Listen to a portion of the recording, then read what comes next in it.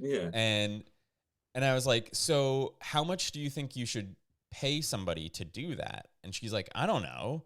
Like, I was hoping to get it like maybe under $1,000. And I was like, okay, listen, when I go to get my hair cut, that person makes $50 for a half hour of time to cut my Yeah. hair, right?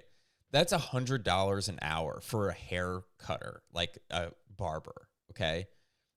That's a very low skill job. I'm not to discredit barbers. I'm sure it's difficult, but like you don't need to know everything about JavaScript and all these different platforms and like tools and things to cut hair. You just need to know how to use scissors pretty well, right?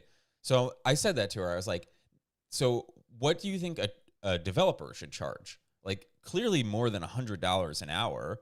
And what you just explained is maybe at least like I don't know, maybe like 1,000 hours of work. Like that's a lot of work to build all that Yeah. stuff.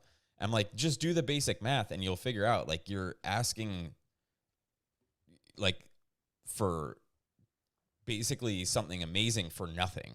Yeah, Right. well, that's what everybody wants, though, right? And Yeah. I think that's what's also hard, and people have to realize too, because I think this is something like you have to keep in mind, like when you're doing freelance work too, you're not getting benefits, you're not getting anything. All Yes. you're getting is the pay, and everything else is on you. So you have to also like keep that in mind. Like it might sound high what you're charging an hour, but it's like it's your time, it's valuable, and Yeah. that's all they're paying for is that project. That's why they're going to somebody like you because they don't want to hire somebody full Yeah. time, you know? And I think as developers, we undervalue how much we know and how much like other people don't know that stuff. Like even just simple stuff like setting up DNS records, like most Yeah, people's eyes would glaze over at seeing something like that.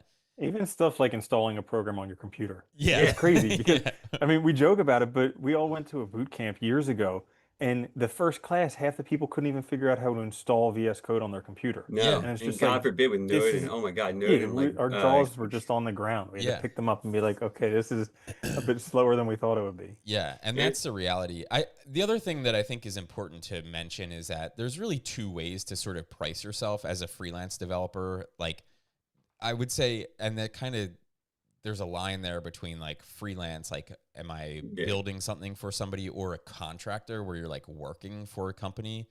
So there's like hourly or there's project based, right? So you can make an estimate of how many hours it will take you to build a project and then just do the math of like, you know, uh, whatever, how many hours This that will website will be. probably be 3,500 because it's going to take, yeah, Yeah, X number of and hours. we've said this before inside our group is like always estimate more than what you think. So if you think, oh, it's going to take me 300 hours, add like 15 to 25% on top of that because you're Especially just if you're going to new.